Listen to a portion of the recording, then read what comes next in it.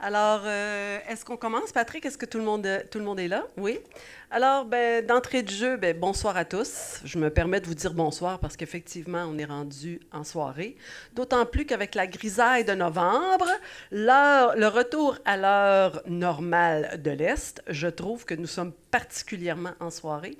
Alors, je vous remercie d'être resté si tardivement pour poursuivre et clore ce fameux rendez-vous des Matons cette sixième édition. Alors, toute la journée, en fait, tout l'après-midi, ça a commencé à midi, on a eu droit à une série de conférences sur les pratiques de divers intervenants impliqués dans les essais cliniques de phase 1 et les thérapies précoces. Je trouve qu'on a entendu beaucoup de choses, on a eu beaucoup un brassage d'idées. On va essayer de façon sympathique, conviviale. On va essayer un peu de se ramasser les idées, puis on va essayer un peu de profiter de cette dernière plage pour un peu discuter ensemble de ce qu'on a entendu, réfléchir, rebondir sur des choses qu'on a entendues dans le courant de la journée. D'accord? Je vous propose ça comme menu. Euh, D'abord, je vais commencer par me présenter. Je sais que pas mal tout le monde me connaît, mais il y a peut-être quelques exceptions qui ne me connaissent pas. Donc, je suis Marie-France Langlais. Je suis conseillère au bureau du partenariat patient, famille et soignants du CHU Sainte-Justine. Mais avant tout, je suis la maman de Lucas Diteco, qui est un jeune homme de 24 ans, en pleine forme, qui pète le feu, mais qui a eu un cancer pédiatrique. Il a eu une leucémie aiguë myéloïde. Il a été traité, greffé, suivi ici pendant de nombreuses années. Donc, j'ai avec cette équipe de soins une relation de longue date et une relation de profonde, j'oserais dire de profonde affection avec cette équipe-là. Donc, c'est vraiment un honneur pour moi ce soir d'être invité à animer cette table ronde, même si j'ai eu l'immense chance, nous avons eu l'immense chance, même s'il y a eu plusieurs rebondissements dans l'histoire de Lucas, nous avons eu l'immense chance de ne pas être dans les statistiques dont on a parlé en début de journée. Donc, nous ne sommes pas dans le 1 sur 6, nous ne sommes même pas dans le 70 Lucas, jusqu'à preuve du contraire, n'a pas de séquelles. Alors, je fais partie d'un club immensément privilégié. Donc, je suis encore plus honorée d'être ici ce soir avec vous tous. Donc, avant de démarrer la discussion puis de vous présenter nos charmants panélistes, dont certains ont été la vedette de capsules vidéo, on espère. Certaines ont été filmées avec brio par Marie-Claude. J'aimerais donc vous rappeler des toutes petites consignes. D'abord, même si nous sommes une petite équipe là ce soir, j'aimerais que vous gardiez vos questions pour la fin. Il y aura une période d'environ 15 minutes de questions à la fin.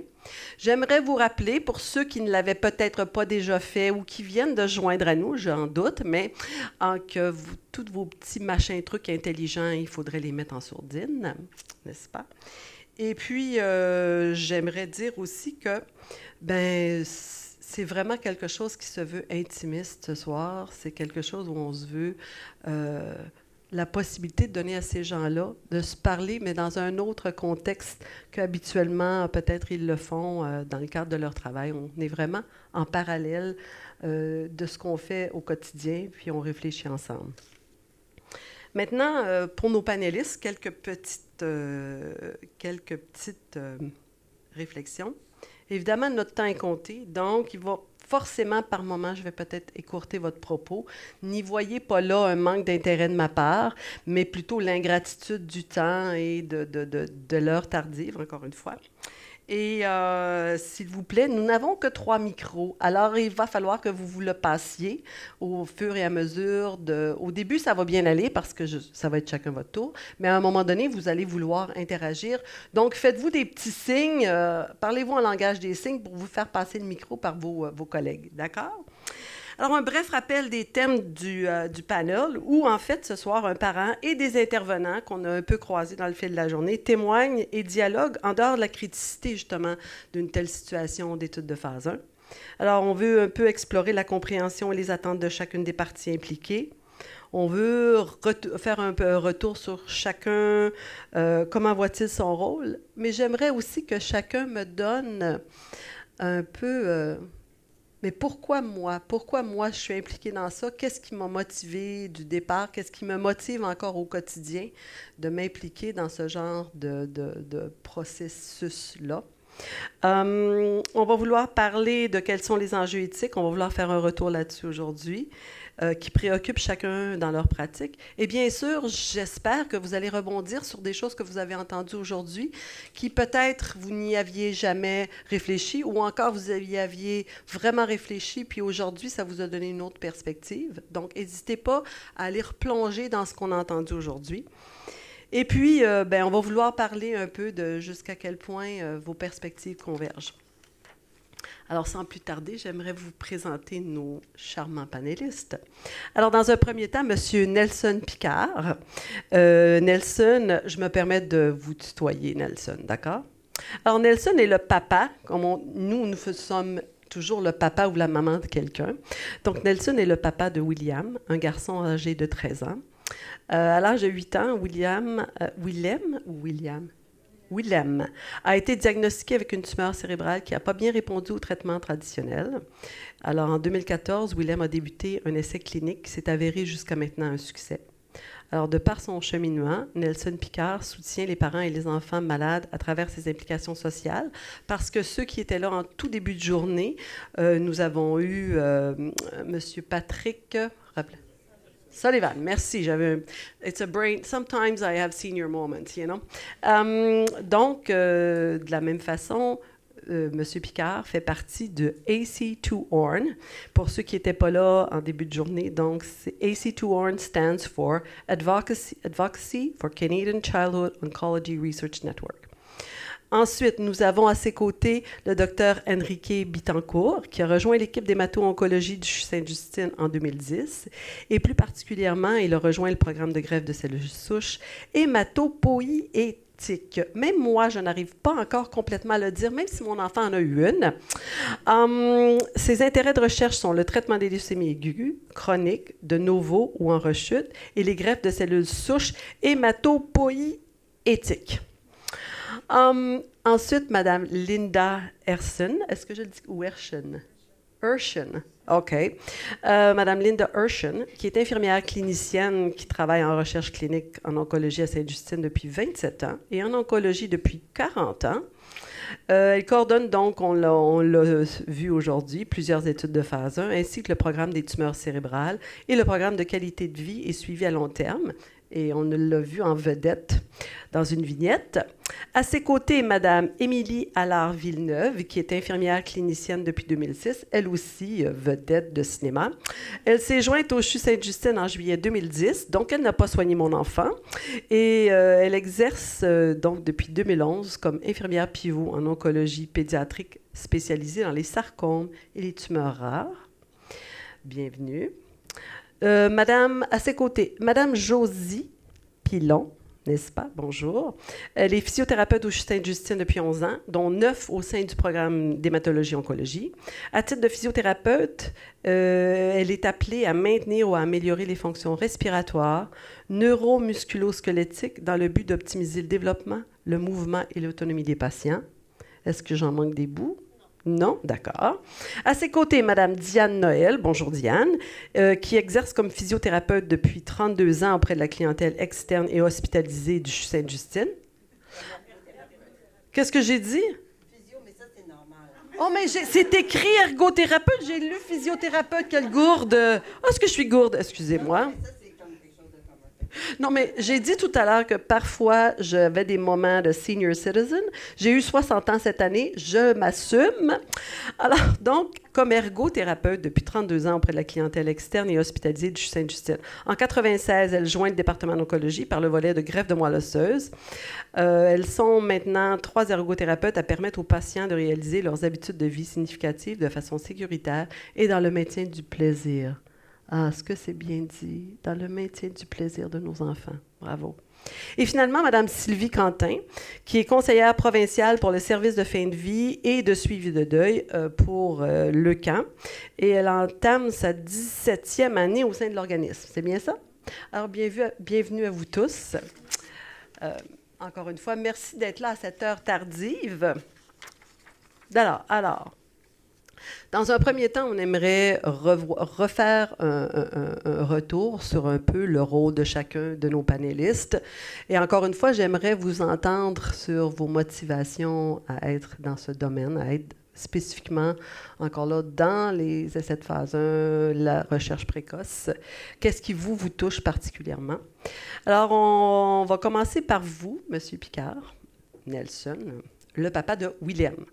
Donc, votre enfant a été participant dans un essai de phase 1, puis j'aimerais que vous nous racontiez un peu son histoire, votre rapport direct, donc, et intime avec un traitement expérimental que votre enfant a eu. Je vous passe la parole. Je vais commencer par une histoire. Il était une fois un téléphone. Et ce téléphone-là est peut-être un peu comme le vôtre ou le mien. Et le téléphone, comme vous savez, il peut servir à communiquer, à parler à quelqu'un, à ce que quelqu'un nous parle. On peut recevoir des messages. On peut aussi recevoir des messages dans une boîte vocale. Et le téléphone en question, à un certain moment, c'était un jeudi, juste avant Pâques, il a reçu un message, puis le message a été entendu par un parent après 17 heures. Et le message disait quelque chose comme « Vous êtes le parent de votre enfant, vous êtes attendu mercredi prochain en oncologie et malheureusement, on n'est pas là jusqu'à mardi. Bye-bye! » Donc, c'est un peu ce que j'ai vécu à l'entrée dans le domaine ou la vie d'un enfant qui est pris avec une tumeur cérébrale. Donc, 4 jours sans pouvoir avoir de communication. Et l'enfant n'est pas rentré le mercredi, mais bien le mardi, parce que tout à coup, il s'est mis à me voir en double. Et il a fallu se rendre à l'hôpital très rapidement. Et de fil en aiguille, les traitements ont commencé aussitôt. Mais malheureusement, au bout de quelques semaines, le traitement ne répondait pas et même la tumeur commençait à grossir. Et on a dû très vite se rendre à l'évidence qu'il y avait une prise de décision importante à prendre. C'était d'aller en radiothérapie. Et à cause de la localisation de la tumeur qui était dans le tronc cérébral, eh bien, vous imaginez les conséquences que pourrait avoir la radiothérapie à cet endroit-là où tous les câbles partent du cerveau vers nos fonctions vitales. Puis quelqu'un, à un moment donné, l'oncologue responsable de notre cas est allé à une rencontre et il y a eu une personne, un autre oncologue à Toronto qui a dit « Écoutez, s'il n'a pas répondu comme ça, peut-être qu'il y a une mutation, il faudrait investiguer. » Et de fil en aiguille, je vous laisser passer toutes les étapes que l'on a vécues. Mais on s'est rendu jusqu'ici à Montréal. On était traité à Ottawa, puis on était ici à Montréal au Children's, où mon fils a subi la biopsie parce qu'on a dû s'informer beaucoup. Et on a dû éventuellement ensuite aller vers ce que l'on voit une fois qu'on a le résultat de la biopsie, c'est-à-dire d'avoir le résultat qui nous dit si oui ou non il est admissible à un essai expérimental à Toronto, et c'était le cas positif. Mais tout ça, je vais faire le lien ici aujourd'hui à ce qu'on entend.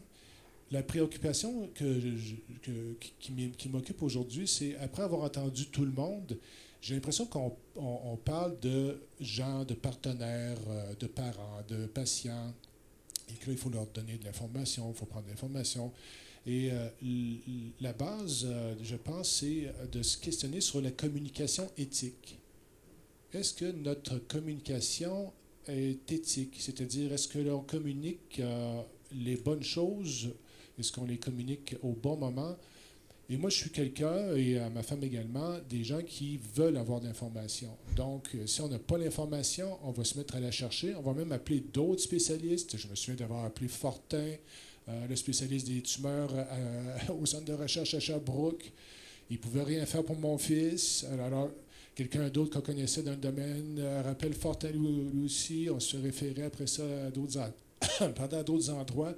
Donc, il y a cette notion de communication éthique qui me semble être sortie, mais pas avoir été précisément nommée comme ça, mais sous d'autres formes, de façon plus tacite, mais moins explicite. Mhm.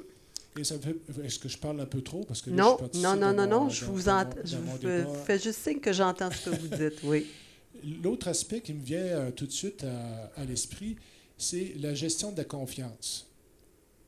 Comment peut-on gérer la confiance avec les parents, avec le patient, avec les gens aussi que l'on côtoie, parce que là, on va être ensemble, on va gérer un patient ou une recherche, un essai clinique. Et là, comment on va gérer la confiance dans tout ça?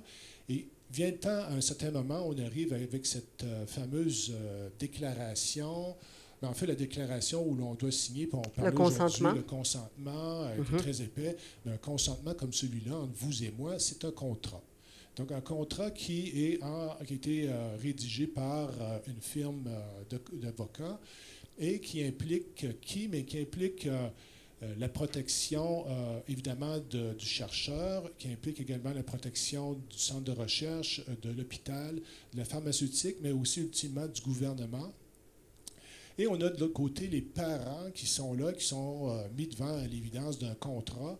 Et je me mets souvent dans la peau de quelqu'un, parce que nous ici, probablement, ou les gens qui nous écoutent, vous avez peut-être effectué ou vous avez fait des études, peut-être même très avancées au niveau universitaire, mais beaucoup de parents et beaucoup de gens, des gens qui nous arrivent de partout dans le monde, et même, j'avais été abasourdi par une statistique, je crois que c'était 40 ou 50% sont analphabètes au Québec, la population. Donc, si on pense qu'à peu près une personne sur deux a de la misère à lire une page et de la résumer, et nous en faire un résumé, imaginons un contrat de 10 ou 20 pages. Donc, dans un contexte comme celui-là, quelle communication éthique peut-on avoir avec les gens? Puis quel type de gestion de confiance on peut avoir aussi? Puis, ce que je voyais également, c'était les étapes qui me fait penser beaucoup à un processus de gestion client, où là, on a 6 étapes, mais puis là, aujourd'hui, j'entendais on était souvent à différentes étapes du processus, et il n'était pas nécessairement très clair. Imaginons qu'aujourd'hui, vous vous êtes acheté une jupe ou vous êtes acheté un manteau, et là, vous êtes très heureux, vous retournez chez vous, ça vous a peut-être pris 2 ou 3 heures, mais vous apercevez qu'il y a une déchirure que vous n'aviez pas vue, ni le représentant aux ventes. Et là, vous êtes frustré, vous êtes fâché, puis vous retournez au magasin pour porter votre manteau ou votre chemise déchirée. Et là, qu'est-ce qui va se produire? Mais imaginons que vous arrivez devant moi, puis là, je vous réponds, oui, c'est déchiré. Venez tout de suite, on change. Et là, la personne, on s'imagine qu'elle a vécu un processus très long parce qu'elle est venue, elle est repartie, elle est revenue. La prochaine fois que je veux que vous m'appeliez, je m'appelle Nelson. Et en plus, vous allez avoir 10% de rabais et je m'occupe de vous.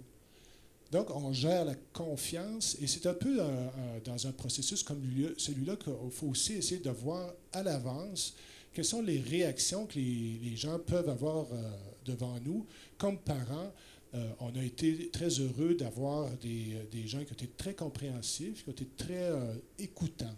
Des gens également qui étaient très professionnels, mais aussi empathiques, mais aussi axés sur les faits. On entendait ça un peu tout à l'heure dans la présentation. Êtes-vous plus dans l'émotivité ou dans les faits? Mais je pense que ça prend vraiment un amalgame des deux, de comprendre la position du parent, du patient, mais également d'être capable de donner des faits. Parce qu'à un certain moment, quand on sait que c'est 10% de réussite ou 20% de réussite, mais là, il faut être en mesure de transmettre la bonne information. Puis, évidemment, c'est dur pour les parents de comprendre ou de se faire à l'idée que l'enfant va partir. Mais il faut aussi se mettre dans la peau d'un parent. Le parent, en fait, pour vous qui avez eu des enfants, ben, vous savez que c'est quand quelqu'un vous allez porter votre enfant peut-être à votre soeur, à votre frère qui n'a pas d'enfant, et vous dites, ah, il est génial, pendant 4 heures, je l'ai gardé, c'est extraordinaire. Mais vous le regardez avec des yeux, et vous savez que peut-être que ce n'est pas la même chose. Donc, on a vécu comme parent avec un enfant qui n'est pas la même chose que quelqu'un de l'externe qui n'a pas eu l'enfant. Donc, la même chose pour un professionnel. Et là, on se met à l'idée également que pour peu importe la personne, que l'on ait eu des enfants ou non, que l'on soit jeune ou âgé, l'enfant, c'est le futur de notre société, de notre communauté. Et dans une perspective comme celle-là, ça bouleverse tout le monde et ça bouleverse encore plus le parent parce qu'il voit que le futur n'aura peut-être pas lieu. Excuse-moi, Oui. Nelson, mais est-ce que tu peux nous dire où est-ce que, peut-être que tous les gens le savent, mais peut-être qu'il y a des gens qui ne le savent pas, où est-ce qu'il a été traité finalement dans ce contexte d'études expérimentales? On a commencé avec les traitements expérimentaux à Ottawa, une chirurgie au Montréal et on a abouti à Sick Kids à Toronto. Puis là, quand je voyais tantôt la recherche de Sick Kids en 2018, on doit faire partie du panel évalué dans tout ça. Alors, Donc, il est là depuis 2014, ça fait 1 an maintenant. OK, good. Excusez-moi, 4 ans qu'il est là. Les traitements se poursuivent. C'est une thérapie ciblée qui permet donc de s'attaquer à la tumeur comme telle. Et la tumeur a presque disparu. En tout cas, on ne sait pas trop, est-ce qu'elle a vraiment disparu ou il y a encore une trace qui serait peut-être la cicatrice de la chirurgie ou quelque chose d'autre. C'est très positif. Et on était en visite mensuelle, partir de chez nous en Outaouais, aller prendre l'avion, se rendre là-bas, revenir. Et ensuite, maintenant, depuis juin, on est aux 3 mois, ce qui est beaucoup mieux pour gérer l'école. Et ce que je dois dire également, c'est les interactions entre les provinces. Et c'est ça qui m'a motivé également à collaborer avec Acorn, notamment, parce que au moment où on a été... l'essai clinique a été proposé, le gouvernement du Québec avait refusé de payer à l'époque. Okay. Et donc, la pharmaceutique, elle, nous a supportés dans tout ça, puis a pris les coûts de recherche et les coûts de transport et d'hébergement et tout ça pour l'enfant, puis un accompagnant. Oui. Donc, ça, c'est vraiment facilitant. Donc, ça, c'est grosso modo, c'est l'ensemble de votre histoire. Oui. On va passer la parole à nos autres panélistes, mais on va revenir avec certaines des choses que vous avez mises en lumière. Alors, Dr Bittencourt, maintenant, j'aimerais un peu que vous nous réexpliquiez quel est votre rôle dans le processus, quelle est votre fonction par rapport aux autres intervenants, comment ces situations-là s'intègrent-elles dans l'ensemble de votre travail, puis quelles sont vraiment vos motivations profondes dans ce contexte-là. Moi, en tant qu'hémato-oncologue, on fait face à des patients, soit des patients qui ont suivi déjà, soit des patients qui nous sont référés d'autres collègues, dans d'autres institutions au niveau du Québec, éventuellement d'autres parts du Canada. Et puis, c'est certain que les rôles et les contacts des patients, c'est très variable en fonction de ça. Donc, moi, je m'occupe de leucémie, en particulier les leucémies en récidive. C'est certain que ce sont les mauvais joueurs que j'ai fait face. Donc, avec ça, on a une grande interaction avec la recherche, aussi investigateur principal de plusieurs études. Donc, certaines études de phase 1. Donc, typiquement, dans votre spécialité, vous vous rendez plus souvent que peut-être d'autres à cette question de faire des essais de phase 1. Combien vous en faites à peu près en moyenne dans une année ou vous faites face à ça combien de fois à peu près? Présentement, j'ai 3 ou 4 études de phase 1 qui sont ouvertes. Je suis l'investigateur principal et ça va à travers du service aussi. Il y a d'autres hémato-oncologues qui s'occupent aussi d'autres. Donc, je fais parmi, on va dire, mes collègues, je fais aussi ces rôles en tant qu'investigateur d'études de phase 1 sans être l'unique à faire ça. Très bien. Pourquoi je fais ça? Je pense les rôles en tant que membre d'un service, c'est qu'on veut offrir les meilleurs soins pour les patients. Okay? Les meilleurs soins peuvent être à différents échelles. Mhm. peut être d'essayer de guérir les patients ou peut être de donner la meilleure qualité de vie qu'on peut donner, qu'on doit soulager les patients et qui, en fin de vie, qu'on les supporte de la meilleure façon pour faire la transition avec confort. Donc je pense à différents échelles, c'est un peu notre rôle, c'est ma motivation en fait, c'est d'offrir les meilleurs soins dans les différents rôles qu'on peut avoir. Dans toutes les étapes possibles Oui, de je ce pense qu'on... que de ce... les phasins rentrent un peu dans ces rôles dans la mesure que, comme on a parlé cet après-midi, il y a un rôle d'espoir et d'espoir, une fois de plus, à différentes échelles. Mhm. Il y a des parents, même des patients qui veulent aller participer à l'anniversaire de son frère, veut voter, Veut vivre. veut Vivre ce qui lui reste à vivre, il veut le vivre. Donc je pense que la phase 1, ça rentre aussi dans cette perspective d'espoir.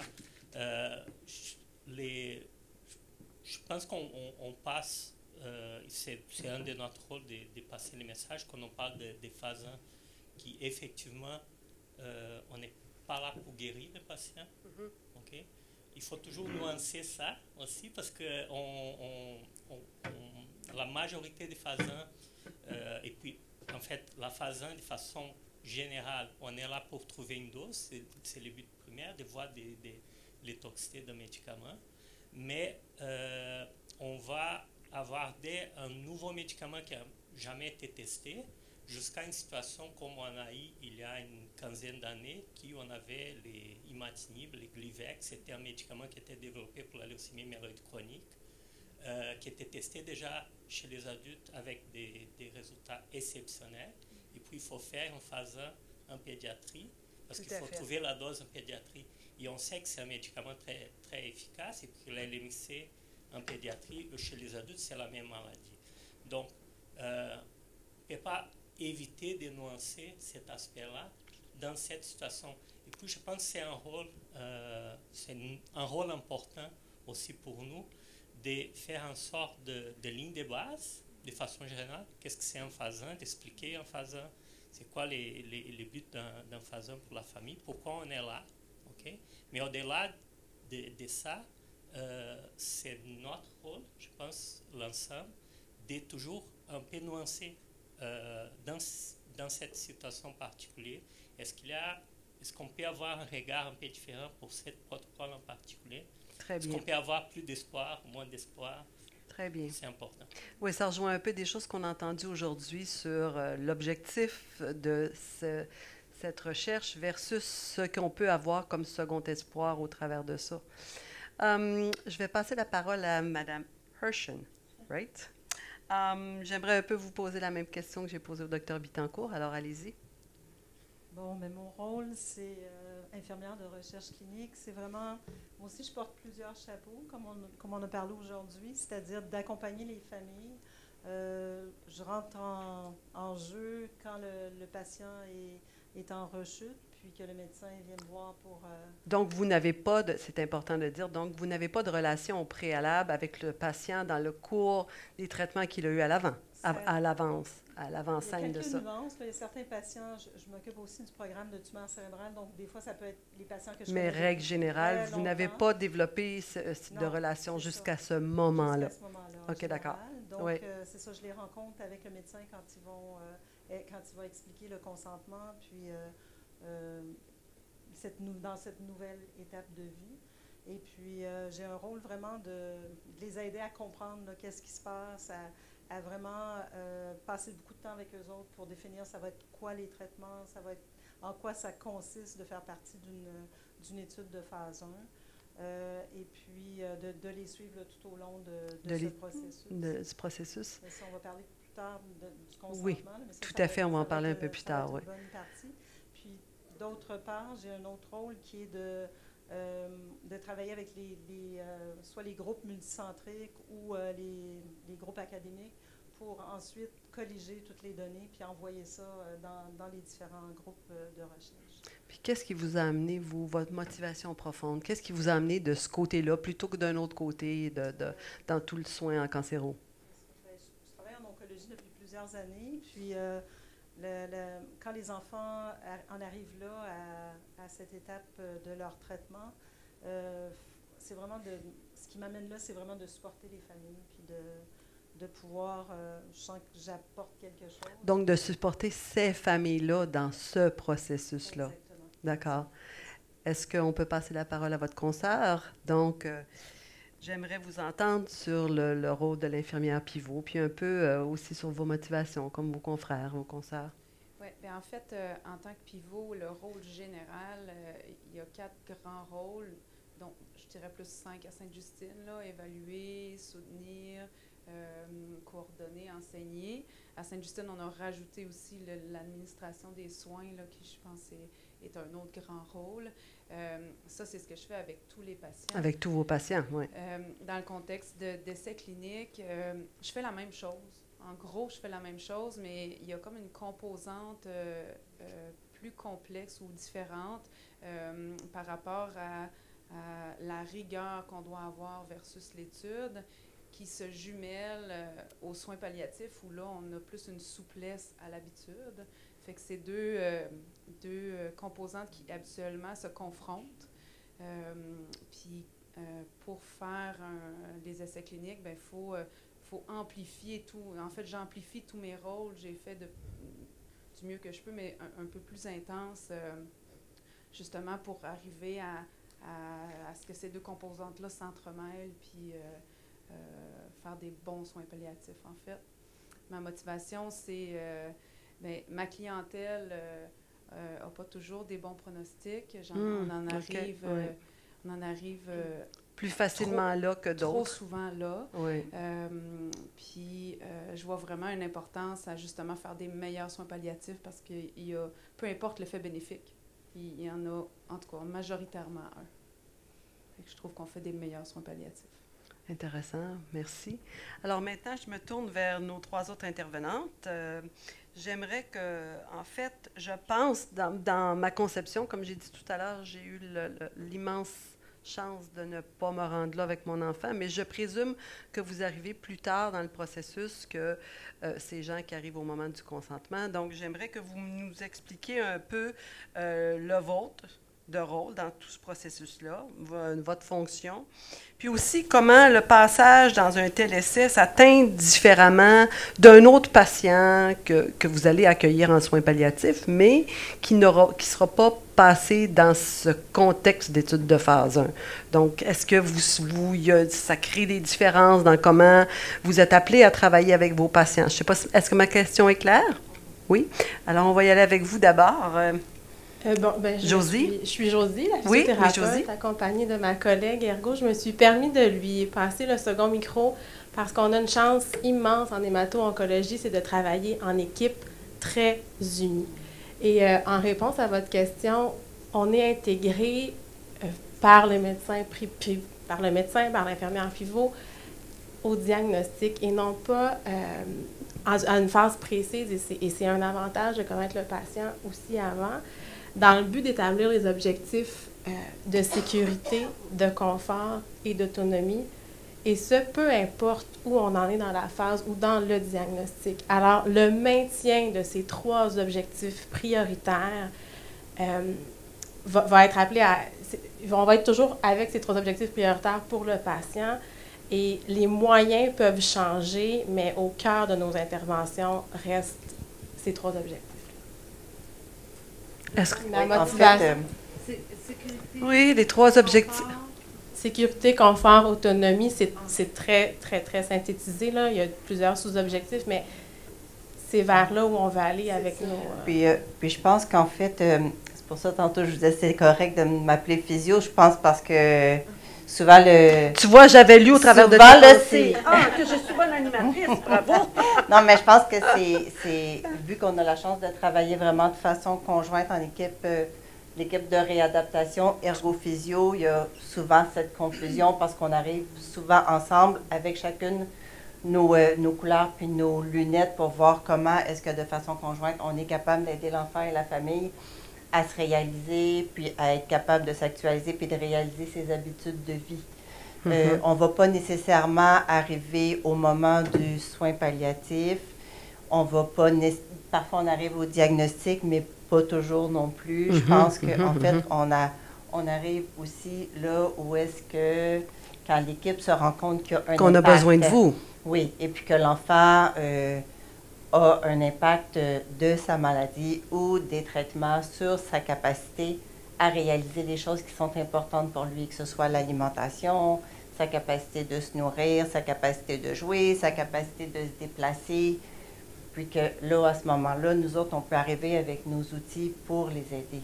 Donc, est-ce que j'entends que de toute façon, ça ne teinte pas vraiment ou ça ne change pas vraiment le parcours, le processus, si vous suivez un enfant qui est dans un essai de ce type-là, que si vous suivez un autre enfant qui n'aura pas, disons, qui n'aura pas l'opportunité d'être dans un tel essai, ou ça ajoute, moi, ce qui me questionnait, en fait, c'est est-ce que ça ajoute certaines contraintes à votre travail ou est-ce que ça ajoute certaines dimensions à votre travail? C'est ça moi, je pense qu'il va y avoir une vision qui peut être différente, pas nécessairement si on est en phase 1, mais si on est dans un contexte de soins palliatifs. D'accord. OK? Puis je pense que si je suis dans un contexte de soins palliatifs, peut-être qu'il y a certaines balises avec lesquelles je ne serai peut-être pas aussi sévère parce que ce qui va être important pour moi, ça va être, tout en restant sécuritaire, ça va vraiment être de permettre à l'enfant et à sa famille de vivre des plaisirs. D'accord. De réaliser des choses qui sont importantes pour eux. Puis je peux peut-être donner un exemple au niveau de l'alimentation, par exemple. Ou est-ce que si j'ai un enfant qui a un problème avec la déglutition, si je sais que je suis en fin de vie, puis qu'on sait avec toute l'équipe, et c'est toujours des discussions qui sont concertées avec l'équipe, mais si on sait que, bon, qu'il y a un certain risque, mais gérable au niveau de manger, qu'en mettant, mettons, certaines restrictions, mais peut-être pas aussi sévères, on va quand même lui permettre d'avoir le plaisir de manger. Je peux donner comme un exemple, j'avais un enfant qui était très, très dysphagique, puis on s'était rendu à l'idée de lui permettre d'avoir le plaisir de la nourriture dans la bouche, puis d'aller aspirer après avec l'appareil à succion, mais elle avait quand même eu un plaisir gustatif. Alors, c'est comment est-ce qu'on peut réaliser des activités qui sont importantes? Oui, merci. Et permettre aux parents et à l'enfant d'être pas juste un enfant malade, mais d'être un enfant. Oui, il y a beaucoup de choses qui passent par manger. J'aurais tout un laïus à dire là-dessus dans le cas du soin du mien d'enfant. Alors, maintenant, si on passe à toi, Sylvie. Merci. Alors, où tu t'inscris dans tout ça, toi? Je m'inscris dans tout ça. En fait, moi, je ne suis pas seule, dans le sens qu'on est 24 au Québec qui accompagnent les familles. Et nous, à Leucan, on est là un peu comme vous, dès le diagnostic. Donc, c'est un avantage parce que la relation, le lien de confiance est souvent établi avec le temps. Je dirais que ce qui fait la différence entre accompagner une famille en phase 1 ou en soins palliatifs, c'est que dans la phase 1, le discours du parent, il sait qu'il achète du temps, mais il y a toujours l'espoir que le miracle arrive. Puis il y a des miracles qui arrivent. Fait alors nous, notre façon d'accompagner les familles, c'est vraiment d'y aller à leur rythme, puis où ils sont. Si aujourd'hui, ils sont là-dedans, puis si demain, c'est autre chose, ça sera ça. Alors nous, on les accompagne et c'est sûr que notre vue n'est pas médicale. C'est vraiment notre expertise est psychosociale. Ça veut dire que si jamais ils ont des questionnements médicaux, parce que ça arrive, le parent va nous parler de certaines choses et tout de suite, on va les référer à l'équipe. Il faut que tu ailles poser ces questions-là. C'est important parce que je vois que ça te préoccupe. Donc, nous autres, on est plus dans ce genre d'accompagnement-là. Et moi, au niveau du deuil, je vais accompagner les parents qui ont fait des phases 1. Et là, je vais voir tous les questionnements qui vont sortir de ça. Et je vais voir quand ça a été... C'est pas un reproche, rien, parce qu'en fait, je suis pas au courant de tout ça avant, mais je vois juste que des fois, il y a des choses qui n'ont pas été bien comprises et que ça a un impact puis est-ce qu'en ce sens-là, tu fais un retour avec l'équipe médicale comme telle? J'aimerais bien toi, ça. Toi, c'est pas ça en ce moment, mais j'avoue que c'est quelque chose que parce que je trouve ça... Parce qu'on a parlé à un moment donné aujourd'hui d'un retour... Oui. Je trouvais que l'expression post-mortem, je ne sais pas si je l'aimais, là. Oui, tout à fait. Je le sais, mais je voulais dire dans le sens post-événement. Je ne sais pas si je l'aimais. Post-événement, oui. J'avoue que... Je sais que c'est ça, mais j'avoue que je ne sais pas si je l'aimais. On l'a lancé aujourd'hui, puis je me suis dit, mais tu as raison que c'est ça au fond. Hein? Mais en fait, donc, on a lancé cette idée-là aujourd'hui, puis je la trouvais vraiment intéressante. Donc, oui, parce que je reviens un peu, j'essaie de te faire un peu rebondir là-dessus, en fait. Parce qu'en fait, là, depuis le diagnostic, nous, on travaille comme ça à Leucan. C'est vraiment un travail d'équipe, puis c'est comme un filet de sécurité. Hein, si on a parlé à Émilie, on va y parler. C'est déjà arrivé que j'ai parlé à vous aussi, madame. Je veux dire, l'objectif, c'est la TS, la psychologue, peu importe, mais c'est de dire, est-ce qu'on a tout mis autour pour que tout se passe pour le mieux pour la famille? Puis nous, qu'est-ce que tu veux? On les suit depuis le début, puis on n'est pas menaçant dans le sens qu'on n'a pas votre rôle à jouer.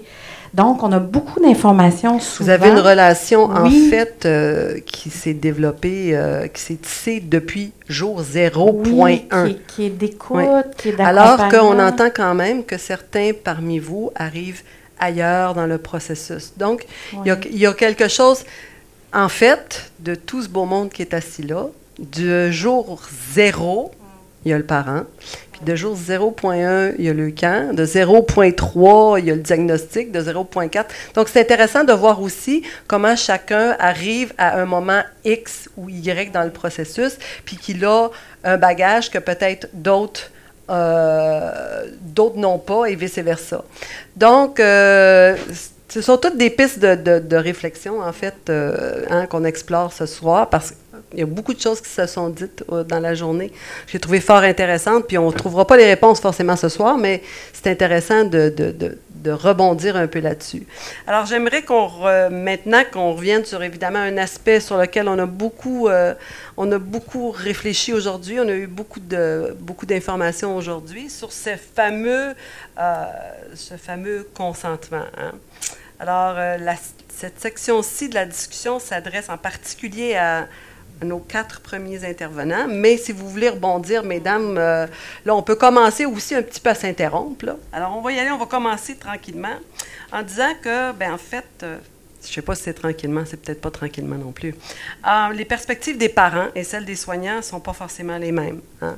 Puis on a parlé tout le long de la journée que un consentement éclairé doit s'établir avant le début des essais. On a parlé du partenariat, on a parlé de qu'est-ce que ça veut dire travailler ensemble, qu'est-ce que ça veut dire travailler en équipe, où est-ce que ça commence, comment ça se matérialise dans certains des aspects, justement, comme quand on est rendu aux essais de phase 1, que c'est peut-être pas aussi simple que quand on est en train de dire que votre enfant est en rémission, c'est peut-être plus facile d'être en partenariat, hein? Travailler en équipe. Mais comment, de tout ce qu'on a entendu aujourd'hui, j'aimerais que vous rebondissiez là-dessus sur comment travailler tous ensemble pour y arriver. Concrètement, sur quelle échelle de temps on a justement pour arriver à faire équipe ensemble dans cette phase-là des soins. Parce que c'est ça que ça veut dire, en fait. Nous sommes tous des soignants de cet enfant-là, n'est-ce pas? Alors, puis l'enfant aussi, là, allez-y, si vous voulez rebondir sur l'enfant aussi, il fait partie de l'équipe. Il fait partie de l'équipe comment? On va commencer peut-être avec Nelson, puis après ça, ceux qui veulent intervenir, à toi la parole. Bien, pour commencer, avec le consentement, comme je l'avais dit précédemment, il y a toujours la partie contractuelle avec, vous avez peut-être déjà lu, si vous ne l'avez jamais lu, vous pourriez aller le lire. Mais dans mon cas et ma femme, on s'est aperçu, c'est à peu près tout comme conséquence ou comme risque. Donc, je vais faire des images. Vous allez perdre vos yeux, vous allez perdre votre train, vous risquez peut-être de perdre votre cœur, vous risquez peut-être de... Donc, vous voyez un peu les images qui nous viennent. Donc, le consentement, c'est vraiment un consentement où il y a une grande barrière, puis il faut la sauter, puis on n'a pas le choix. Nous, dans notre cas, c'est très précis. la radiothérapie pouvait, à un risque élevé, avoir des conséquences sur le futur et même la mort. Donc, aller vers la mort peut-être d'un traitement de radiothérapie ou aller vers un essai clinique qui pourrait être très prometteur, qui déjà, selon les recherches préliminaires, semblait donner beaucoup de chances pour éliminer cette mutation-là. Donc, on est allé, malgré toutes ces réserves-là où on avait, dans le fond, les parents n'ont aucune emprise tellement le type de consentement est élevé. Donc, pour faire équipe dans une condition comme celle-là, il faut vraiment établir un lien privilégié avec, je pense, le soignant ou le médecin, le chercheur principal dans un premier temps, c'est-à-dire la personne qui connaît bien. Nous, c'était quelques semaines à peine, mais avant de se rendre là, mais on avait déjà ce lien-là. Puis ensuite de ça, on a été transféré à la personne qui était en charge de la recherche, qui était aussi un médecin chercheur. Puis il était très communicant avec nous. Donc, il nous a très bien éclairé. Ils nous ont donné du temps également pour lire le contrat. Et comme je vous disais, heureusement, on fait partie peut-être de la partie plus alphabétisée que d'autres. Et ensuite de ça, on a pu poser nos questions et toutes nos questions. On avait réponse à tout. Et les réponses à tout pouvaient être, on a un risque d'avoir peut-être une mort peut-être à 30%. Donc, on était quand même assez bien éclairé et on est allé de l'avant avec le consentement. Excuse-moi, Nelson, oui. Mais tu as dit on a eu beaucoup de temps. Peux-tu juste nous donner une échelle de grandeur de ce que tu veux dire, toi, comme parent, tu as eu beaucoup de temps, ça veut dire quoi? Pour signer le fameux consentement. C'est sûr que nous, dans une condition où on a eu le prélèvement, la biopsie, on avait l'impression d'avoir tout de suite la réponse le lendemain, et ça nous a pris peut-être, de mémoire, peut-être 6 ou 7 semaines avant d'avoir la réponse, si on était admissible ou non. Et là, ce que je ne vous ai peut-être pas dit, c'est que la tumeur ne répondait pas au traitement traditionnel, mais en plus de ne pas répondre, elle avait grossi peut-être de 6 ou 7 fois en l'espace de 6 semaines.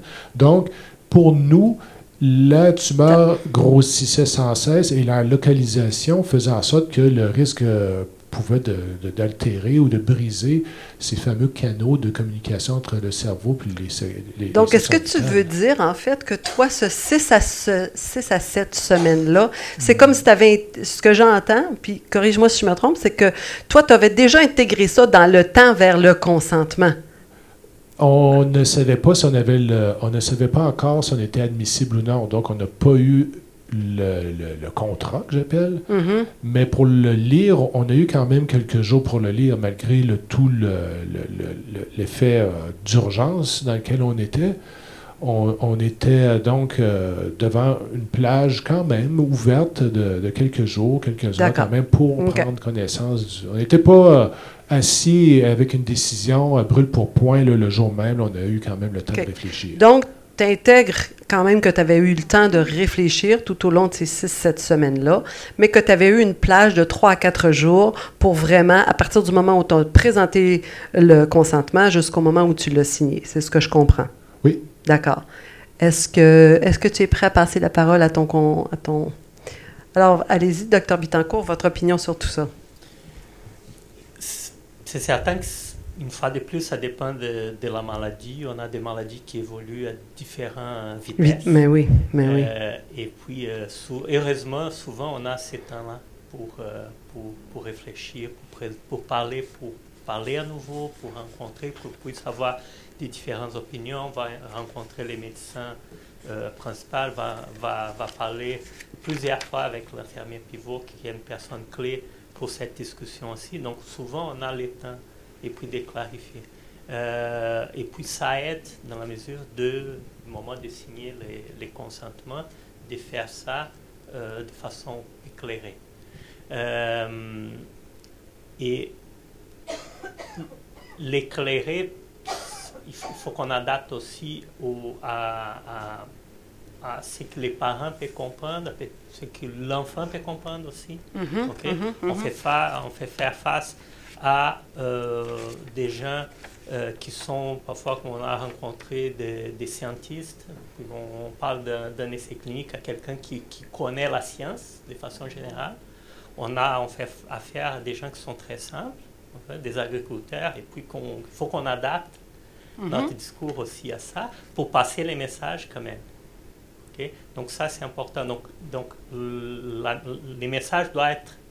Il y a des points clés qu'il faut qu'on passe, mais les langages, il faut qu'on adapte ça. Donc, j'entends que quand même, il est important dans tout ça, dans le travailler ensemble, de s'adapter aussi à la famille à laquelle on fait face.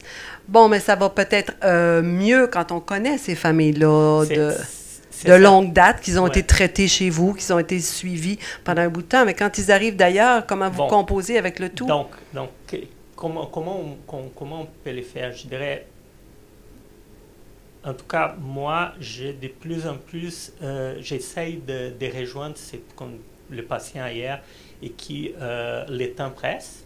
Les leucémies, souvent, c'est le cas. Oui. On n'a pas des semaines, parfois on a quelques jours. Oui. Et donc, les patients à Québec, les patients à Ottawa, de rejoindre la famille par téléphone, de discuter par téléphone. L'avantage des téléphones intelligents aujourd'hui, c'est de mettre en vive voix de l'autre côté. Donc, les parents peuvent être là, l'enfant peut être là, et de faire un premier contact, même si à distance, mais pour parler de façon générale.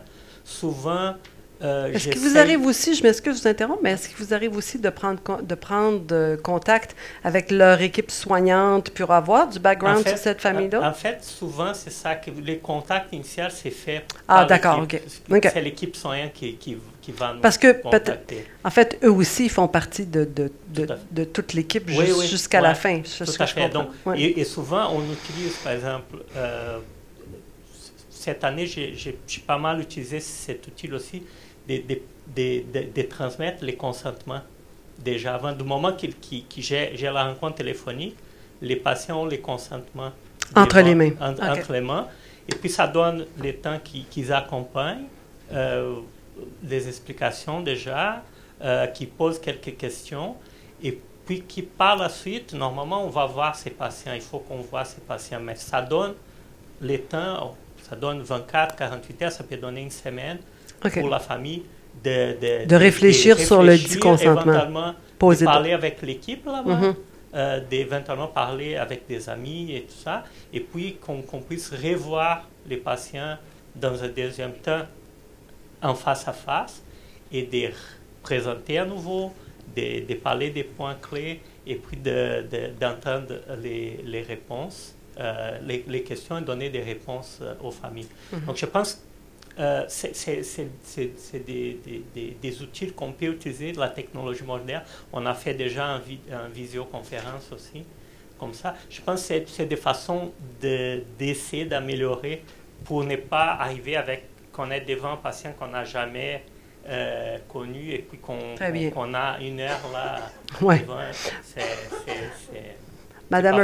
Merci. Madame Urshan, est-ce que vous voulez réagir là-dessus, rajouter là-dessus sur, par exemple, sur comment les familles, c'est une chose qu'ils ont pu parler aux médecins, qu'ils ont pu vous parler, mais si dans l'entretemps de ces 3-4 jours-là, qu'est-ce qu'ils ont comme ressources pour continuer le travail ensemble, pour comprendre tout ça, puis poser leurs questions, puis à qui ils s'adressent entre vous, entre l'infirmière pivot? Comment ça...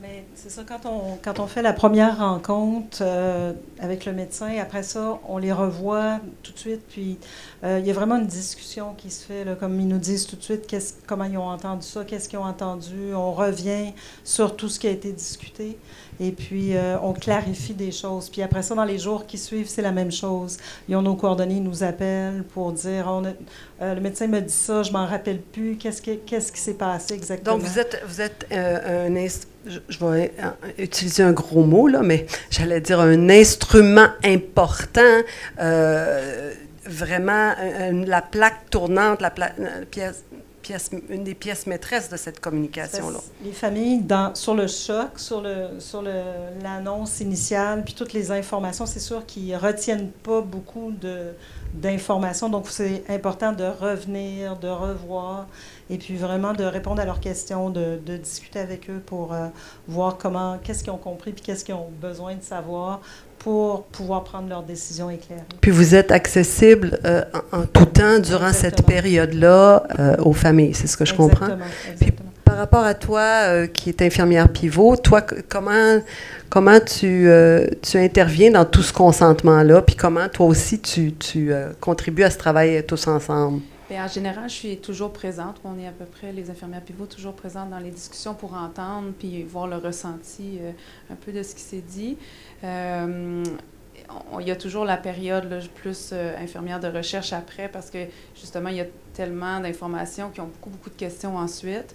Je m'assure toujours de reprendre après pour le côté un peu plus émotif. Oui, parce que souvent, ils avaient déjà, si ce sont de nos patients de Sainte-Justine, ils avaient déjà une relation avec toi par rapport à... Tu étais déjà leur infirmière pivot dans le cadre de leurs soins. Habituellement, on en a qui viennent d'ailleurs où là, c'est un peu plus difficile, on essaie de s'ajuster, mais habituellement, on se connaît bien, fait qu'ils vont venir en arrière me voir, puis là, c'est les émotions qui vont sortir, puis qui vont continuer à sortir dans les jours après. Fait qu'ils ont le numéro de Linda pour peu importe leurs questions, ils ont mon numéro aussi, puis des fois, les questions s'entrecoupent, elle va répondre autant à des questions plus émotives, puis, mais je pense qu'on... Donc, on a fait un peu le tour de chacun votre rôle dans ce travail d'équipe avec les familles pour arriver à ce fameux consentement éclairé. Est-ce que les autres, vous sentez que vous avez un rôle par rapport à ce consentement-là ou vous arrivez un peu plus à côté dans le processus? Je définis parfois, pas toujours, notre rôle comme une soupape parce qu'on arrive quelques heures, quelques jours après la présentation des consentements. Et on a l'avantage, comme tous nos collègues, mais on a un gros avantage de temps. On investit plusieurs minutes avec les patients, un peu à l'extérieur d'une zone de tempête. Et c'est là où, des fois, nous, on a des questions précises. Et dans un but d'équipe, de colliger les meilleures informations possibles et de retourner le patient, c'est là où j'ai la chance de... Des fois, je vais cliniquement dans la clinique à dire, bien là, il y a de très bonnes questions, il faudrait qu'on y réponde parce que moi, j'ai souci de l'entendre parce que souvent, ce sont des questions qui reviennent, ce sont des questions importantes. Donc, j'ai pas un rôle au premier plan, mais on a un rôle souvent de... Mais tu as un rôle de coulisses. Ce que j'entends, c'est que tu as un rôle de coulisses au niveau du consentement éclairé, de favoriser un consentement éclairé, de favoriser ce travail tous ensemble. Donc, toi aussi, tu fais partie de l'équipe de consentement, même si c'est un rôle de coulisses. C'est ce que j'entends. Bien, du moins, oui. Hein? Ce que j'aimerais rajouter des fois, c'est quand on connaît les patients depuis un long temps, puis qu'on les voit à l'étage, qu'on les revoit à la clinique externe, que des fois, ils sont juste à la clinique externe, puis là, ils sont des nouveaux patients qui arrivent à l'étage. Je pense que des fois, on est un atout. La connaissance qu'on a de l'enfant, c'est un atout des fois pour essayer de transmettre les bonnes choses au personnel clinique, infirmier qui travaille à l'étage. Puis, est-ce que vous pensez, là, je vais vous poser une question personnelle, mais est-ce que vous pensez que le fait, justement, de par votre rôle, de par ce qui vous préoccupe, donc on a parlé tantôt du plaisir de l'enfant, de la sécurité de l'enfant, vous avez parlé de 3 choses que Claude Julie a fait... autonomie. Merci, la 3e. Est-ce que vous pensez que de par ce rôle-là, vous avez justement une compréhension de cette famille-là qui est un autre angle que vous pouvez contribuer justement à apporter cet autre angle-là dans Absolument, mais je pense qu'on a tous justement des visions qui sont différentes et qui sont complémentaires. La vision médicale, la vision fonctionnelle, la vision de la réalisation de l'enfant dans des activités de jeu, puis d'où l'importance de pouvoir communiquer. C'est sûr qu'on apporte une vision qui est différente de l'enfant, qu'on va pouvoir partager au médecin, à l'infirmière, d'où l'importance de travailler tous ensemble, puis d'avoir des endroits pour pouvoir communiquer ces informations. Vas-y. Oui, puis moi, j'ajouterais qu'on n'est pas nécessairement là le temps que le parent est avec vous pour le consentement, mais c'est après. Une fois qu'il est là-dedans, là, c'est là qu'on voit ce que le parent a compris ou veut comprendre ou comment il a décidé de voir ça. C'est là qu'on l'accompagne, nous. Puis là qu'on réalise, OK. Et c'est là que des fois, on a des questionnements. Mais on vous fait confiance. Vous avez tout dit ce qu'il y avait à dire, c'est sûr. Mais des fois, comment le parent réagit, tu fais, ah, OK. C'est là OK. On va voir si ça évolue. On va voir comment ça va. Donc, nous, on arrive plus après. D'accord. Mais maintenant, on va mettre le consentement un peu derrière nous, hein? Alors, à partir du moment que le consentement est finalement signé, ce consentement théoriquement éclairé, là, on arrive dans la réalité, n'est-ce pas? On reprend les essais de phase 1. Et comment au quotidien, ça devient effectivement, on l'a dit tantôt, l'essai de phase 1, ça reste que ce sont des soins. Alors, comment au quotidien, comment on plonge dans cette réalité-là de l'essai clinique? Comment ça module ou ne module pas votre travail? Puis quels sont les moyens? C'est surtout ça qui est l'objectif de notre discussion, c'est quels sont les moyens vraiment qui vous permettent au quotidien de maintenir cette confiance-là, cette communication-là, ce travail ensemble? Quels sont peut-être vos propres comment dirais-je, vos propres techniques à vous, vos propres trucs à vous pour vous assurer que vous êtes toujours dans cet esprit-là qu'on a essayé de mettre en place, donc au consentement. Là, que le premier que ça lui tente me répond. Les consentements, c'est une étape. C'est ça. C'est une étape et c'est un processus. Donc, ça continue à chaque rencontre, en fait. Et puis, on doit être toujours à l'écoute, en fait, de la famille, du patient, du parent, pour justement, est-ce qu'il y a des questions, est-ce qu'il y a des choses qui vont, est-ce que ça va, est-ce que ça ne va pas, est-ce que vous êtes toujours à l'aise de participer. Par rapport à un contrat classique, on n'a pas l'engagement de 2-3 ans là, qu'on ne fait pas. Donc, l'avantage d'un consentement en recherche clinique, c'est que la famille, les patients, les parents peuvent débarquer à n'importe quel moment. Et on va continuer à supporter. C'est les droits qu'ils ont. C'est le droit à quoi, en fait? On a entendu ça beaucoup aujourd'hui. C'est le droit de prendre les chemins qui pensent que c'est le meilleur chemin pour eux. C'est ça, ces droits. Parce que moi, j'ai beaucoup entendu aujourd'hui, j'ai beaucoup entendu les meilleurs soins possibles à cet enfant-là, à chacun de ces enfants-là. Chaque cas est un cas particulier, chaque cas est un cas d'espèce. Et je vous ai beaucoup entendu dire ça. Oui, mais ça reste que c'est du soin. Oui, mais c'est du soin à cet enfant-là. Alors, comment, dans votre quotidien, à partir du moment qu'on est embarqué dans ça, de ce type d'essai, comment vous vous ramenez vous-même à chaque fois, peut-être, ou vous vous ramenez entre vous, à cette notion-là, d'assurer les meilleurs soins possibles à cet enfant-là dans ce contexte-là? Je pense que ça reste la question de l'écoute. Et puis ce qu'on veut, à la fin, comme je dis, ça reste les bons soins. Et puis c'est un patient qui a des effets secondaires qui pour lui sont très importants. Indépendant de qu'est-ce que moi je vais évaluer, c'est surtout l'écho que j'entends du patient et de la famille sur ça. Est-ce que c'est pour le meilleur intérêt du patient de continuer sur l'étude? Si lui, il ne voit pas des bénéfices pour ça, il n'y a pas de sens de continuer. Donc, je pense que ce dialogue qui se fait tout au long de suivi, et ça reste des soins qu'on fait. C'est des soins qui nous prennent un peu plus de temps, et c'est très bon, ça, justement. Ça nous demande des heures supplémentaires, parfois, pour les faire. Mais ça reste les meilleurs qu'on peut les faire pour les patients. Est-ce qu'il y en a qui veulent rebondir? Puis j'ai comme une espèce de petite sous-question. Est-ce que j'entends des choses? Est-ce qu'on n'est pas en train de dire aussi que peut-être on apprend des choses dans ce type de soins-là qu'on va faire réverbérer dans les soins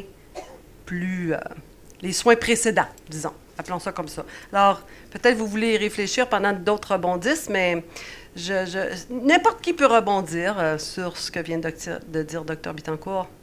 Je voulais juste rajouter que tout à fait, comme des fois, admettons, je vous donne un exemple concret, on sent des fois, on se pose la question, est-ce que c'est les parents qui poussent pour que l'enfant continue l'essai?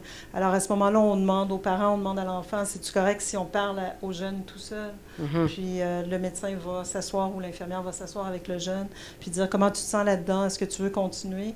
Puis des fois, on a une fausse perception. Le jeune nous dit non, moi, ça me rend beaucoup mieux, je veux continuer. Mais c'est quelque chose qu'on fait régulièrement. Je pense qu'on continue tout au long de se questionner. C'est de s'ajuster au jour le jour. Est-ce qu'aujourd'hui, c'est toujours la même décision qu'hier? Est-ce que, même si la famille maintienne leur position puis veulent continuer, est-ce que si nous, on a un doute, on va se questionner, on va les questionner? Si eux, ils ont un doute, vont nous questionner. Je pense que c'est... Puis, est-ce que ça réverbère, dans le fond, ce que je cherche à comprendre peut-être en vous écoutant, c'est... Mais est-ce que ça fait un rétrofit dans les soins que vous donnez plus en amont? Est-ce que certaines des choses donc, que vous apprenez, pas juste dans les médicaments que vous essayez là-dessus, mais dans l'approche que vous développez quand vous êtes rendu à cette étape-là, est-ce que parfois vous faites des rétrofits dans votre façon de soigner en amont? J'ai un peu entendu ça, parce que j'ai un peu entendu ça de Michel aujourd'hui, puis j'aimerais qu'on rebondisse un peu là-dessus. Est-ce que ma question est claire ou est pas claire? Qu'est-ce que tu veux dire par rétrofit? Dans le sens que quand ils sont rendus à cette étape-là avec un patient, bon, j'entendais Enrique dire que ça prend plus de temps, des fois il y a des heures supplémentaires, des fois il y a des choses qu'il faut faire, il y a un niveau de discussion qui peut être différent. Est-ce que de ça, il y a des leçons apprises pour les soins en amont de ça, avant qu'on soit dans une telle situation? Est-ce que ma question est plus claire? Mais réfléchissez-y. Moi, je vais embarquer dessus, moi. Oui. Il nous reste combien de temps? Il nous reste 5 minutes avant les questions. Ou avant ma prochaine question. Oh, OK. Ça va bien, ça va bien. Ça va bien. Ce qu'on note ici, c'est le transfert de connaissances, probablement, d'un essai clinique. En fait, on est dans une phase de recherche et là, on a une nouveauté, on a des questions nouvelles, on a toutes sortes d'éléments qui font en sorte qu'on découvre quelque chose peut-être qu'on ne connaissait moins ou pas auparavant. Et là, c'est quel type de transfert de connaissances on fait dans nos autres pratiques. Donc, ça, c'est mon petit commentaire et je clôt. L'autre aspect, c'est celui du parent. Quand on arrive à un essai clinique, du moins chez nous et pour d'autres personnes que je connais qui sont passées par là, on arrive à une étape où les soins ou les traitements précédents ne fonctionnaient plus. Donc, on est rendu à une étape où on est face à une évidence, probablement. Il y a des soins qui peuvent peut-être marcher et on a cet essai clinique-là qui peut aussi peut-être marcher. Donc, on est un peu à cheval sur une décision et probablement que dans un cas comme celui-là, l'essai clinique est peut-être la meilleure solution. Donc, évidemment, chaque cas est unique, mais le parent est confronté à ça dans sa prise de décision, puis évidemment, il est bouleversé au niveau émotionnel, comme on l'a dit aujourd'hui. Et ensuite de ça, qu'est-ce qu'on veut attendre une fois on l'a signé, là, et là, on a commencé le protocole et on est entré dedans dans cette recherche, mais on veut cette collaboration et cette communication. Qu'est-ce que ça veut dire au juste pour un parent? On parlait à un certain moment de parents tout à l'heure qui quittaient, mais pour nous, et peut-être pour d'autres parents, c'était une information importante. On a dû demander, est-ce que d'autres enfants et d'autres parents ont décidé de quitter la recherche? Il a fallu poser la question. À un certain moment, on entend parler étant donné que c'est un centre où il y a des gens qui viennent de partout dans le monde et ils font leur recherche, leur séjour interne et tout ça. souvent les gens viennent quelques mois puis quittent où on est traité. Et là, je me souviens d'un cas, c'était quelqu'un qui faisait une recherche justement sur le médicament et ses résultats. Et là, on se faisait dire qu'on allait avoir accès à la recherche éventuellement. Mais on n'a toujours pas eu accès à la recherche, peut-être publié ou non, peut-être c'est le cas. Mais à un certain moment, quel genre de communication on peut avoir avec les résultats également? Je sais qu'il y a une côté où on ne veut pas trop divulguer, des choses comme ça, mais je pense que les parents qui sont dedans, si on veut en faire des partenaires, mais il faut établir la communication, il faut que ça soit franc. Donc, il faut un certain niveau de transparence et ça permet à ce moment-là aux parents de bien juger. Si on s'aperçoit que on a des maux de cœur, on a plein d'effets secondaires et à peu près 95% des autres enfants ont les mêmes symptômes, il y a peut-être une décision à prendre sur le retrait. Mais si on s'aperçoit qu'au contraire, ça va très bien, on peut maintenir notre enfant dans l'essai clinique. Donc, il y a vraiment un juste milieu au niveau de la transparence. Est-ce qu'il y en a qui veulent rebondir sur ça? Juste pour le retour des résultats, maintenant, il y a une loi là, qui fait qu'on est obligé de donner les informations aux parents dont les enfants ont participé à une étude clinique. Donc, il y a un site où les parents peuvent s'inscrire pour recevoir les résultats de cet essai clinique-là, comme même si c'est 5 ans plus tard ou quand il y a des résultats qui sortent, ils sont envoyés aux parents. Donc, ça a changé beaucoup dans les dernières années. Ça aide. Et on est je ne dis pas très souvent, mais parfois confronté justement à des parents qui demandent déjà qu'est-ce qui s'est arrivé déjà à d'autres enfants qui participent dans l'essai clinique. Et puis, c'est ça, il faut être transparent. Il faut rapporter qu'est-ce qui s'est passé jusqu'à les points de garder quand même la confidentialité. Donc, souvent, c'est si on a les données de façon plus générale de l'étude, c'est la façon de les faire, pas rentrer dans les cas spécifiques, là, parce que parfois, c'est ça, il y a 2 autres patients, donc c'est facile à identifier. Mais si on a les données de façon plus générale, l'accompagnement de l'étude, souvent, c'est ça qui arrive dans les études phase 1, on a souvent des téléconférences qui se font à chaque mois, donc on sait un peu les résultats préliminaires qui se font au niveau de l'étude. Et puis ça, on peut parler déjà, il y a une quinzaine de patients qui étaient enrôlés en termes de c'est quoi la fréquence des effets secondaires jusqu'à maintenant.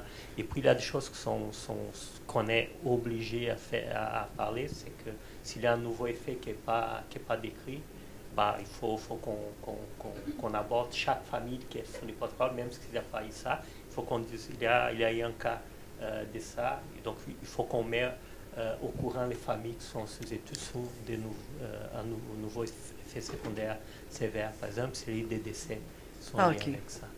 Bon, alors, est-ce qu'il y en a d'autres qui ont envie de rebondir sur ce thème ou si on peut passer au prochain thème avec vous? Prochain thème. Alors, en fait, à la lumière des conférences d'aujourd'hui, puis évidemment à la lumière de vos réflexions, puis de vos expériences personnelles, on a beaucoup parlé d'enjeux éthiques aujourd'hui, de la recherche de clinique de phase 1, des essais précoces. Alors, moi, j'aimerais vous entendre sur les plus fondamentaux pour vous, personnellement, et comment, donc, avec des choses que vous avez entendues aujourd'hui ou encore avec des choses auxquelles vous pensez depuis longtemps, comment vous pensez qu'on peut y répondre? Alors là, je vous laisse y aller dans...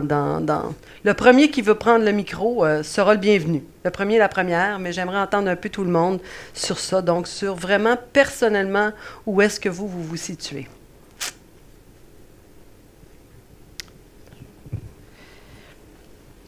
Moi, je voudrais amener le fait que ce qu'on observe, c'est que le parent qui est en traitement de phase 1, on ne peut pas parler de soins palliatifs. On dirait que les deux ne vont pas ensemble. J'entendais aujourd'hui, là, justement, Audrey qui parlait de ça.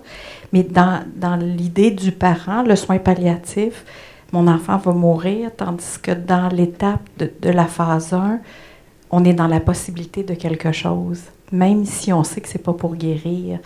Et moi, je trouve que dans notre accompagnement, le camp, c'est souvent, on joue toujours sur ce...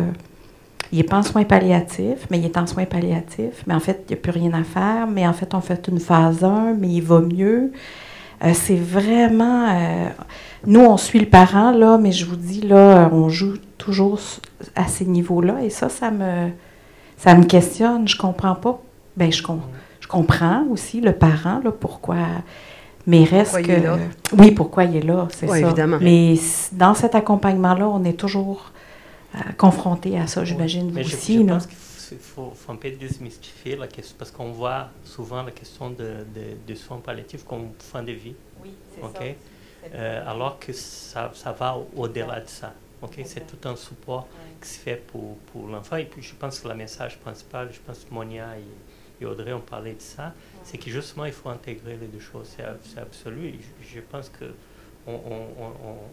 qu'on fait ça de plus en plus. Je pense que c'était effectivement quelque chose qui était un peu fragile dans les années, mais je pense que c'est ça qu'il faut. Mais je pense que c'est que vous rapportez là maintenant, c'est qu'on a encore beaucoup de oui, choses c'est ça.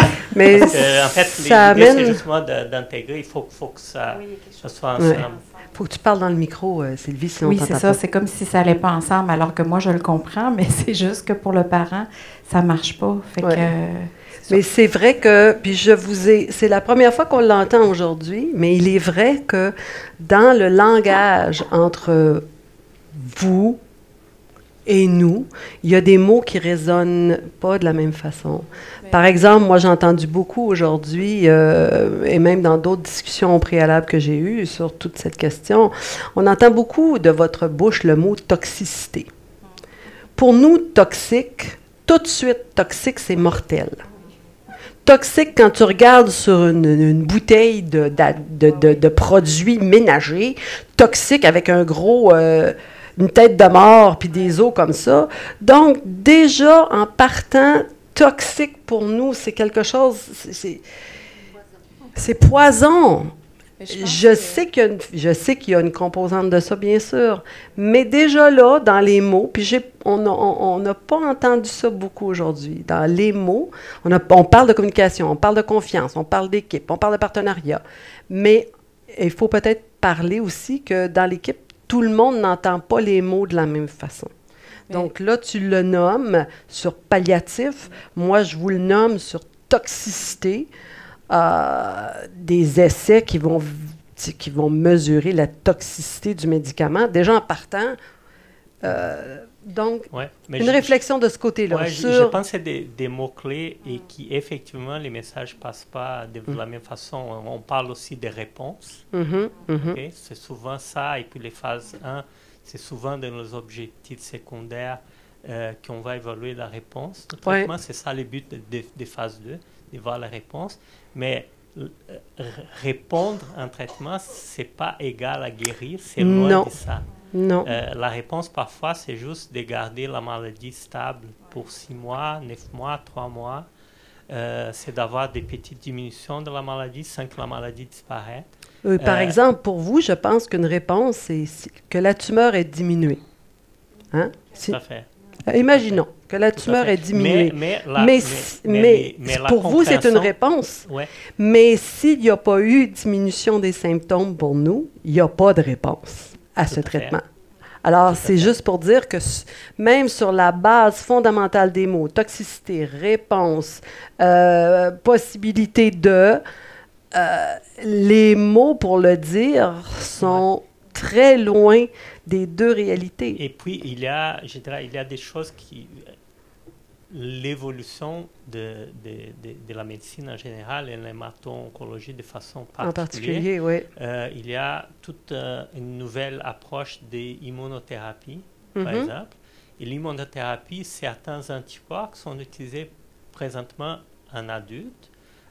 Qu'est-ce qu'on a dans les premiers mois de traitement? C'est que parfois les patients s'empirent des traitements. Oui, tout à fait. Pour répondre dans un deuxième temps. Donc, même les concepts, si on va prendre les concepts qu'on utilisait il y a quelques années, ça ne colle plus avec ça parce que c'est ça. On va dire, toxicité, effets secondaires qui arrivent, les patients ont progressé de la tumeur, alors qu'en réalité, parce qu'on aborde la tumeur d'une façon différente, c'est une autre histoire, c'est une autre façon d'évaluer. Donc, il y a ça aussi, toute l'avancée des traitements, et puis, heureusement qu'il y a ça, parce que on change, c'est des changements du paradigme. Mais continuons sur cette question des enjeux qui vous préoccupent, vous, personnellement, dans votre quotidien. S'il y en a d'autres qui veulent rebondir là-dessus. Bien, moi, plus pour rebondir un peu sur ce qu'on disait, je pense qu'il y a toute la question des mots, mais je pense que la majorité, je ne peux pas dire tous les patients, mais la majorité des patients qui sont sous essai clinique ont compris que ce sont des soins palliatifs. Par contre, le mot soins palliatifs fait mal. Fait que dans leur discussion en général, vont prononcer l'espoir et la phase 1 et le médicament plus que le côté plus dur. Je pense qu'ils l'ont compris. Ils le disent autrement. Ils vont dire souvent j'achète du temps. On achète du temps. D'un coup, que d'ici là, il y a quelque chose d'autre qui sort. Ils vont le dire autrement. Ils le mentionnent. Oui. Nous, on considère, en tout cas, je ne sais pas si on fait bien, mais on considère qu'ils ont compris, puis on leur dit, on n'ira pas gratter le bobo toujours de la mort non plus. Fait que c'est sûr que quand on débute un essai clinique, on en a parlé longtemps, on est revenu là-dessus, puis là, on fonce dans un objectif, même si on ne sait pas le résultat, puis on y va un peu avec eux là-dedans. Par contre, ce que ça fait pour accompagner les parents endeuillés, c'est que ça les amène dans un processus. En fait, c'est comme il y a un processus qui ne s'entame pas. Ouais. Il devrait-tu s'entamer ou pas s'entamer? C'est une autre question. Parce que ça fait 3 ans, ça fait 2 ans, tu sais, je veux dire 4 ans. Bon, fait que. Mais ça fait que nous, on arrive avec des parents endeuillés qui n'ont pas fait le processus. Ça a fait slash et là, on les ramasse. C'est juste ça. J'ai pas de réponse, tu sais, je sais pas. Parce qu'on pense qu'on le fait en parallèle. Ouais. Est-ce que... Mais comment le parent l'a intégré? Parce que c'est tout un processus, hein?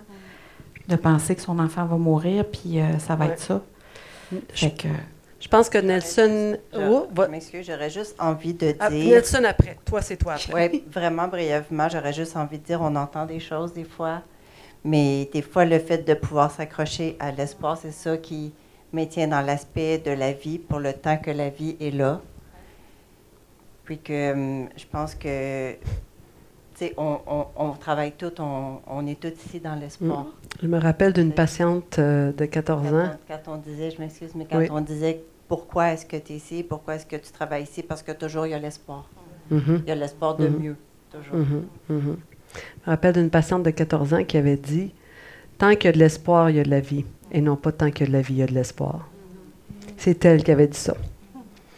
Elle n'est plus là aujourd'hui, malheureusement. Oui, vas-y, Nelson. Oui, pour revenir à la toxicité, les réponses, les termes utilisés, probablement qu'on est imaginons qu'on s'en va dans un congrès peut-être d'ingénieurs civils qui bâtissent des ponts. Il y a sans doute toutes sortes de termes ou d'acronymes qu'on ne comprendrait absolument pas. Et là, le rôle, c'est de vulgariser, probablement dans un premier temps, ce que fait sans doute beaucoup de gens ici, les termes ensuite qui sont techniques. Donc, pour réussir disons, à faire passer la pilule, c'est peut-être ça qui devrait se produire pour les parents. Dans un deuxième temps, ce que je veux revenir sur l'aspect de l'éthique. L'éthique, on est vraiment dans une sphère de la philosophie, donc de la raison, de penser. Et ce que j'entendais aujourd'hui, c'est qu'on avait un côté éthique, mais on avait un côté juridique également qui venait. Et peut-être qu'à un certain moment, dans la communication ou dans ce qu'on veut faire valoir, l'éthique va peut-être toucher sans doute ce qui est bon et ce qui est mauvais. Donc, si on s'en va donner on s'en va en Chine, on se fait donner un pot de vin pour acheter des avions, peut-être de Bombardier ou d'un autre. Est-ce que c'est mauvais ou c'est bon? Donc, on est dans un concept comme celui-là. Et ensuite, on est dans le concept juridique. Et là, c'est peut-être de naviguer ou de réfléchir à l'éthique. Est-ce que vraiment, on doit toujours... On sait qu'on a des balises juridiques, mais on a aussi l'endroit où on peut réaliser qu'est-ce qui est bien et qu'est-ce qui est mauvais. Et dans la communication, de réfléchir peut-être à cet aspect-là de l'éthique. OK. Est-ce qu'il y en a qui ont encore quelque chose à nous dire avant qu'on passe la parole à ces gens qui veulent peut-être discuter avec nous? Hein? Ben oui. Bien, écoutez, je ferai un autre sujet qui a été abordé aujourd'hui. Excusez-moi de prendre votre temps, peut-être, mais il y avait le volet de tout ce qui touche l'innovation. Mais à un moment donné, j'avais l'impression que l'innovation était vue comme toujours très bien, mais l'innovation n'est pas nécessairement toujours très bien. L'innovation, c'est un aboutissement d'une recherche qui, à un certain moment, arrive à être utilisée. Si le truc qu'on découvre n'est pas utilisé, mais ce n'est pas une innovation. On ne l'utilise pas. Donc, l'innovation, comme on le voit, mettons, l'Internet, ça apporte beaucoup de choses extraordinaires. Mais d'un autre point de vue, est-ce qu'on n'est pas en train d'avoir une productivité tellement accrue qu'on est en train de mourir de burn-out? Donc, il y a tout cet aspect-là de l'éthique. Et souvent, depuis une vingtaine ou une trentaine d'années, tout l'aspect technico-économique de la vie prend le dessus. Donc, le technique semble être innovant, donc ça va être bon. Le technique nous apporte un accroissement d'économie ou de nos affaires, c'est bon. Donc, cet aspect-là, le côté social semble être un peu moins pris d'avant. Écoutez, je pourrais discourir longtemps. Oui, mais peut-être tu vas avoir l'occasion de répondre à des questions. Donc, est-ce qu'il y a quelqu'un qui veut ajouter quelque chose avant qu'on passe le micro à nos... qui ont fidèlement, qui sont restés jusqu'à cette heure encore plus tardive que l'heure à laquelle nous avons commencé le panel, qui peut-être ont envie de nous poser des questions?